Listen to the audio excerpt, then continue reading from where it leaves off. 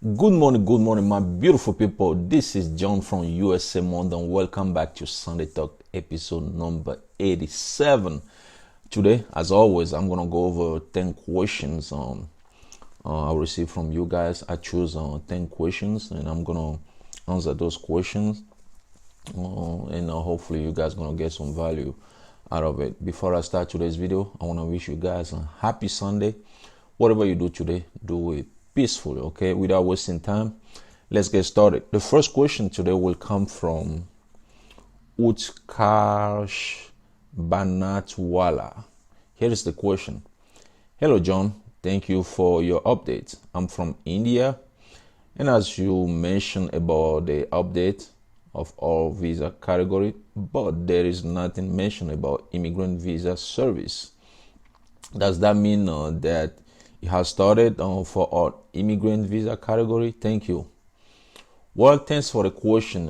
Usually when you go to US consulate website, they will have information about what type of visa category they're working on. Okay, sometimes they just talk about non-immigrant visa.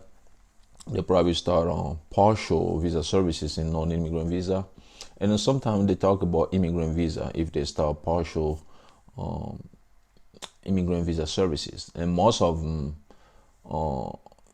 when they start partial immigrant visa services, it means that they start working on visa of a spouse of a U.S. citizen and children under age of a U.S. citizen. Okay. And some website, they won't say anything. You go to the website, everything looks like the way it used to be before the pandemic. So if you check the U.S. consulate website of your country, it looks like that. You need to call the U.S. consulate, double check and see if they start providing visa in those categories. Okay, because it can be the case.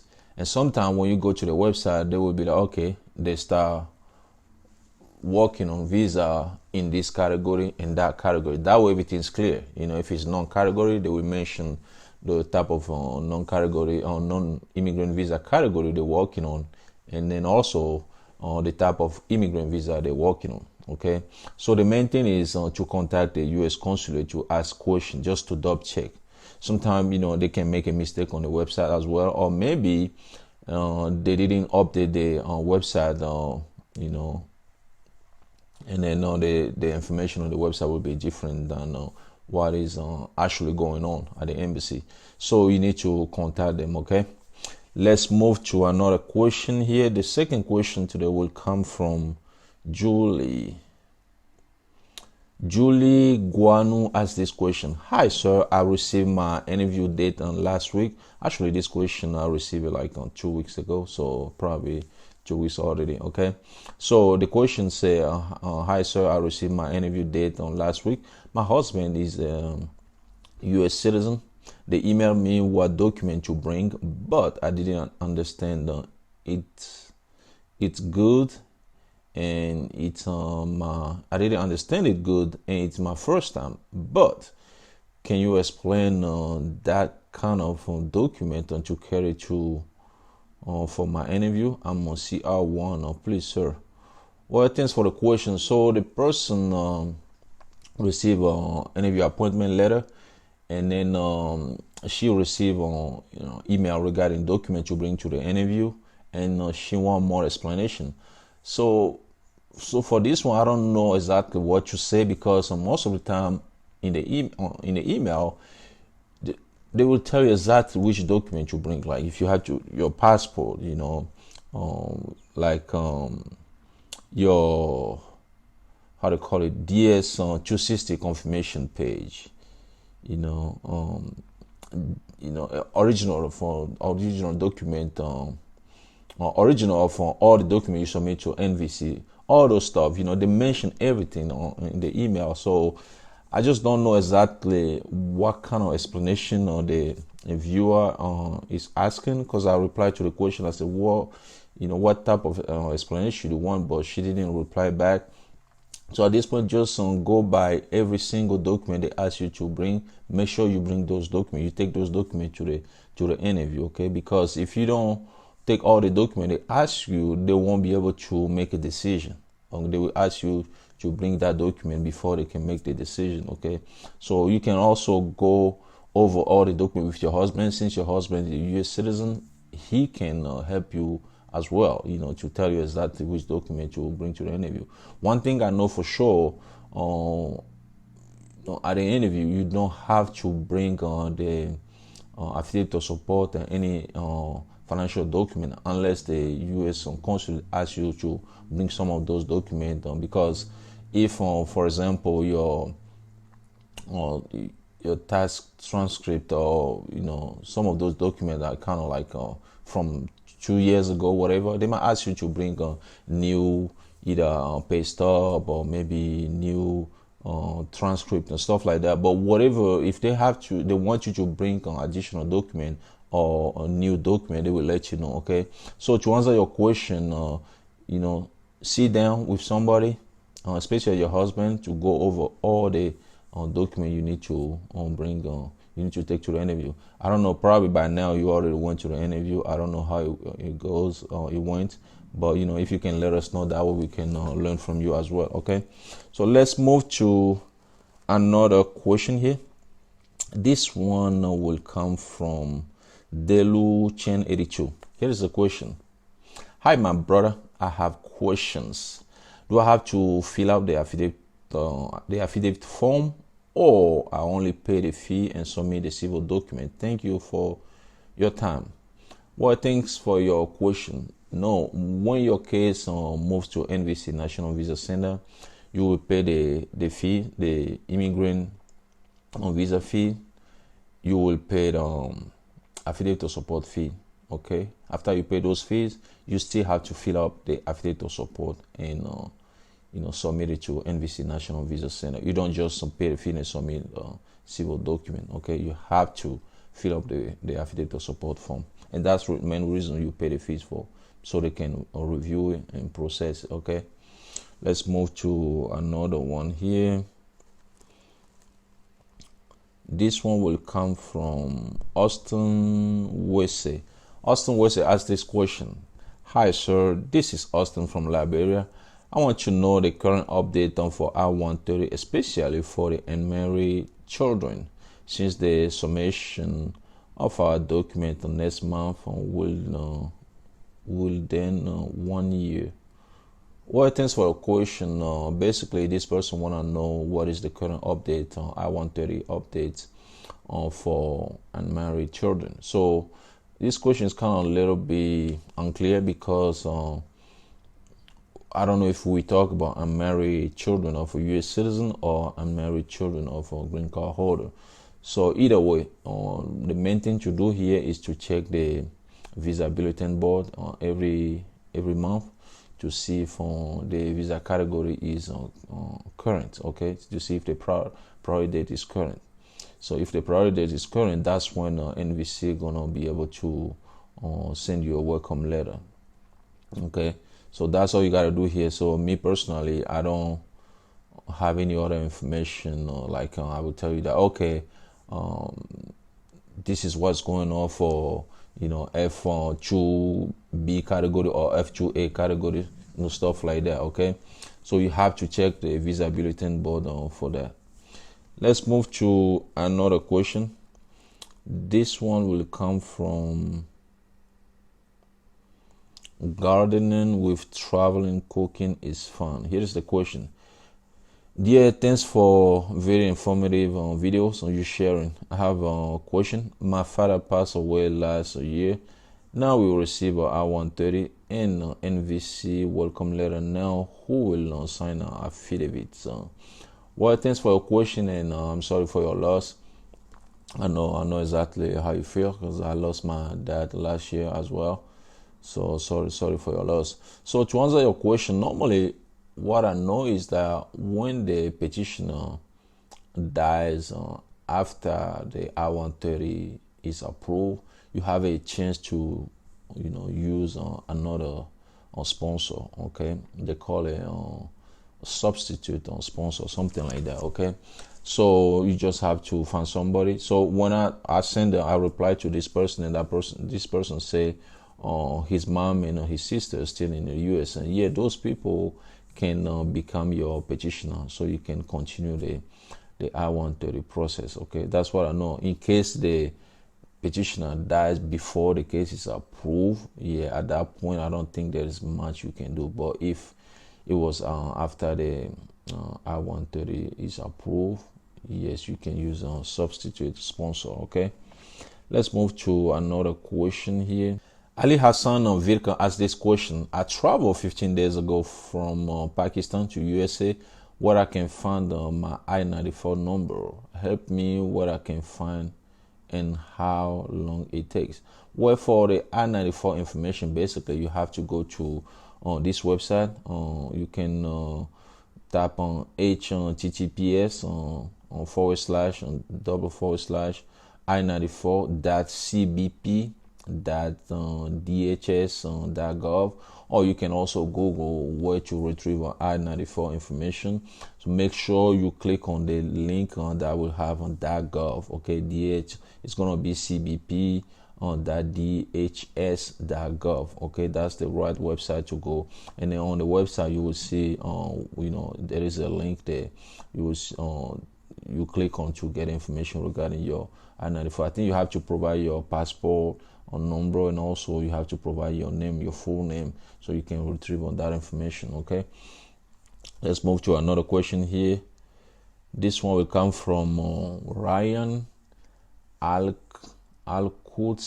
Here's the question. Hi sir, what is the filing fee for I-485 if filed with I-131 and I-765? Well, thanks for the question. Usually if you file those three forms, you will pay the fee for the affidavit, or you will pay the fees for the I-485, okay, which is on the green card application, and then you also will pay a fee for either I-130 or I-765. Okay, so one of them is going to be free. One of them is going to be free. So to get on the fees, like credit fee, you can go to uscs.gov/fee calculator. That way, when you choose the form, you will see how much you will pay for that form. Okay. Let's the website again is on www.uscs.gov/fee calculator. Let's move to another question here. This one will come from Manpreet Sodi. Here's the question. My case is F2B recently. It's update on December 8th. They have asked for evidence. My mama lives in the US. She's a US citizen of USA. Please tell how long my case is gonna take, and please reply. Well, thanks for the question.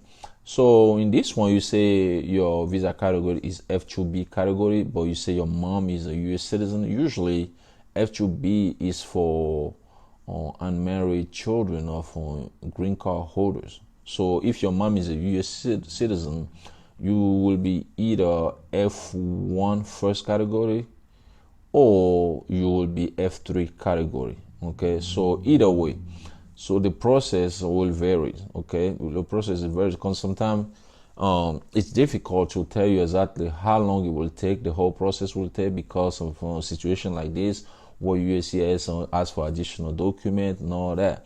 But I know for F3 category, it can take more than 5 years, the whole process. But I don't know how long you guys submit this I-130 petition. But all you have to do is just to wait. Make sure you check the visa bulletin board every month to see if your priority date is current. Okay, that's all you have to do. But as far as how long we take all those stuff, I can tell you that it's gonna take 10 years. It can only take 5 years. But at the end of the day, you just have to wait. Just wait. As long as you submit the right document, you just have to wait till a decision is made. Okay, let's move to another question here. This one will come from Jones Kusi. Here's the question. Please, we will have our second anniversary on March 2nd, 2021. So in case I enter USA on February 28th, will they give me IR1? Well, thanks for the question. So this person is saying that their marriage will be 2 years basically in on March 2nd. Okay, so March 2nd will be their second anniversary of their wedding, and he want to know if he entered United States of America before that they if they will change his visa category to IR1, which is a spouse of U.S. citizen, and they will receive like 10 years of green card basically. Well, in that situation, I don't think you will get your 10 years green card, because in order to get a 10 years green card, according to USCIS, you have to your wedding anniversary will be 2 years by the time you enter United States of America, basically. So if it's before, I don't think it will work. But if it's maybe after the 2 years, or that day, the same date, then you're supposed to get your 10 years green card. Okay. Or if not, you will get a 2 years green card. Then you have to renew it after, I believe, 2 years. Okay. Let's move to the last question of today's video, which is gonna come from New Yorker. New Yorker asked this question. Hi, good evening, John. My husband, USA citizen. He applied my spouse on visa. Applied to 2019. NVC sent me a case Pakistan embassy May 2020. But now I didn't receive any email. I called too many times NVC, and they said you have to wait the embassy to send your interview schedule. But more than 10 months, I didn't get my interview schedule. Why? What I do?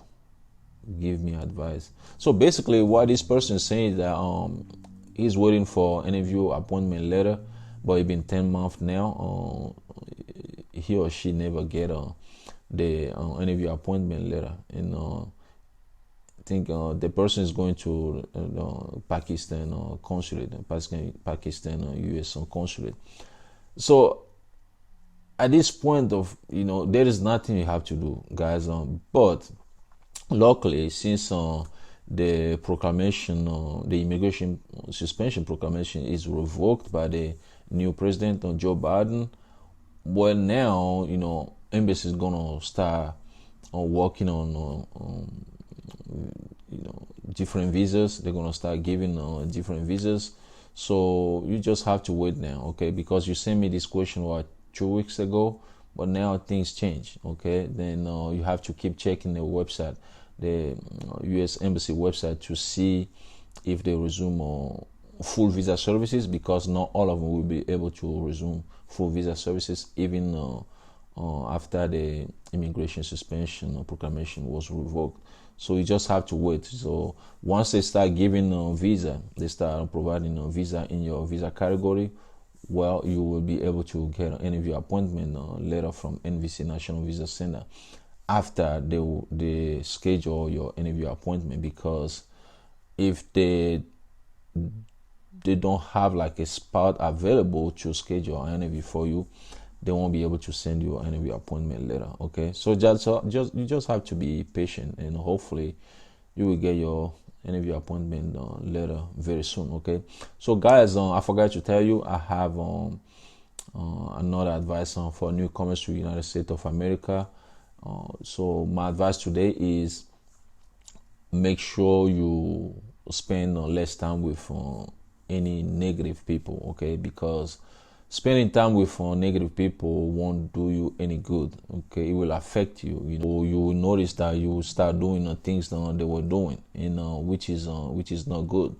Because negative people, they always see they have the glass half empty. They will never see the glass half full.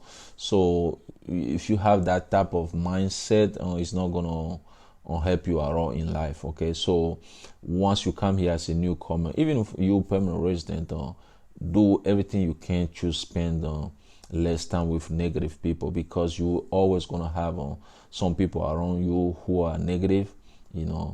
If sometimes it's hard to get rid of them, but instead of get rid of them, just spend less time with them. That way they don't impact you directly. Okay, so that's it for today's video, guys. I hope you guys learned something from this one. Once again, my name is John. Thanks for watching, and enjoy the rest of your day, and I will talk to you next Sunday. Thank you. USA Monde.